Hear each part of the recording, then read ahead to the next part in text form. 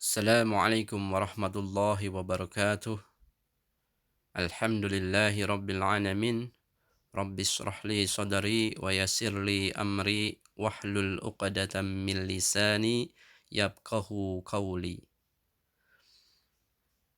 Puja serta puji syukur senantiasa kita panjatkan kehadirat Ilahi Rabbi yang mana pada hari ini kita masih diberikan kesehatan sehingga kita bisa bertemu kembali di pembelajaran pendidikan agama Islam dan budi pekerti. Selawat serta salam semoga tercurahkan kepada baginda Nabi besar kita Muhammad sallallahu alaihi wasallam hingga kepada umatnya sampai akhir zaman. Baik anak-anakku sekalian, apa kabar semuanya? Alhamdulillah, luar biasa, Allahu Akbar. Mudah-mudahan anak-anak Mister di rumah tetap dalam keadaan sehat walafiat dan tetap semangat dalam mengikuti pembelajaran kali ini. Namun sebelum kita mulai pembelajarannya, marilah sama-sama kita membacakan doa terlebih dahulu. Are you ready? Yes, I'm ready. Baik, kita baca doa sama-sama.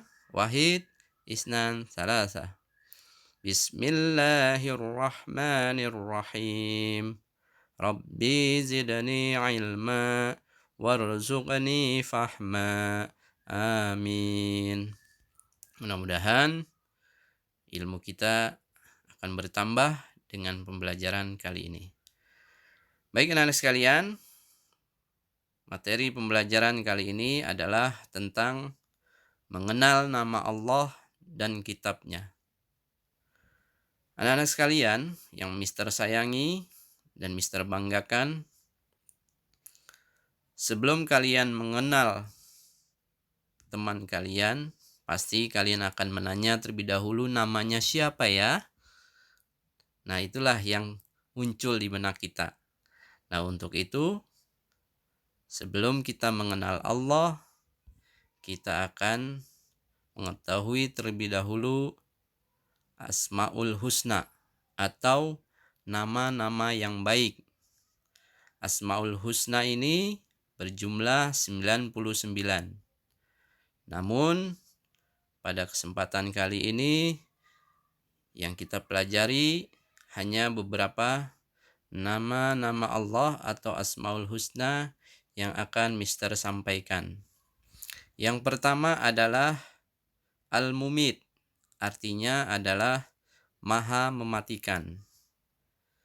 Yang kedua adalah Al-Hayyu, artinya adalah Maha Hidup.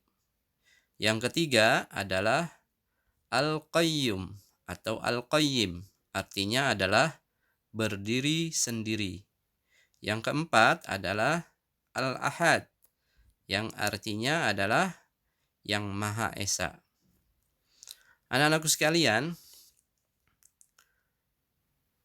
Asmaul Husna yang pertama, Al-Mumit, yang artinya Maha Mematikan, itu dijelaskan atau diberikan contoh di dalam Al-Quran, surat Al-Mu'min ayat 68, yang berbunyi huwallazi yuhyi wa yumit.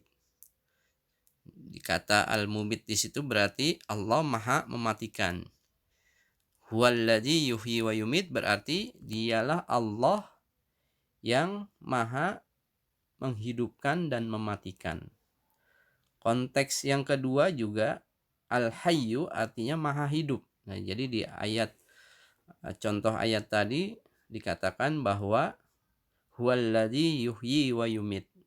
Jadi contohnya itu bahwa dialah Allah yang Maha Mematikan dan menghidupkan, ada di dalam surat Al-Mu'min. Yang ketiga adalah Al-Qayyum, artinya berdiri sendiri. Ini mencontohkan bahwa Allah itu bisa melakukan sesuatu tanpa bantuan orang lain. Makanya Allah dikatakan Al-Qayyum, berdiri sendiri, tidak memerlukan bantuan makhluknya. Beda dengan kita manusia, pasti memerlukan bantuan orang lain. Yang keempat adalah Al-Ahad, yang artinya adalah yang Maha Esa. Pengertian dari yang Maha Esa di sini berarti bahwa Allah itu adalah tunggal, satu, ya. Allah itu tidak beranak, ya, atau tidak diperanakan. Beda dengan agama yang lain kalau mengatakan ada Tuhan-Tuhan yang lain, ya. Nah, kata Al-Ahad ini ada di dalam surat Al-Ikhlas yang berbunyi Qul huwallahu ahad. Katakanlah Allah itu satu, ya. Allahu somad, Allah tempat berlindung, ya, meminta, ya. Jadi Allah lah hanya satu yang tempat kita minta perlindungan atau pertolongan. Tidak ada yang lainnya kecuali Allah tempat kita meminta dan mohon perlindungan. Baik anak-anakku sekalian, selanjutnya Mister akan menjelaskan tentang kitab Allah. Nah, kitab Allah ini berarti kita harus mengetahui terlebih dahulu secara bahasa kitab itu adalah artinya buku. Kalau dikatakan kitab Allah, berarti kitab Allah adalah buku yang bersumber dari Allah. Nah, kitab-kitab Allah ini adalah kitab yang diberikan kepada para nabi, ya. Dari nabi sebelumnya sampai nanti kepada nabi yang terakhir, yaitu Nabi Muhammad. Jadi Allah itu pernah menurunkan kitabnya mulai dari zaman nabi sebelumnya, ya. Kita juga wajib mengimani atau mempercayai bahwa Allah itu telah menurunkan kitabnya. Yang pertama adalah siapa saja yang diberikan kitab Allah ini kepada para nabinya. Yang pertama, kitab Taurat. Kitab Taurat adalah kitab yang diberikan kepada Nabi Musa. Kitab Taurat ini berisi tentang perintah dan larangan. Yang kedua adalah kitab Zabur. Kitab Zabur ini diberikan kepada Nabi Daud alaihissalam. Isinya tentang berita, cerita, zikir, dan doa serta hikmah. Yang ketiga adalah kitab Injil.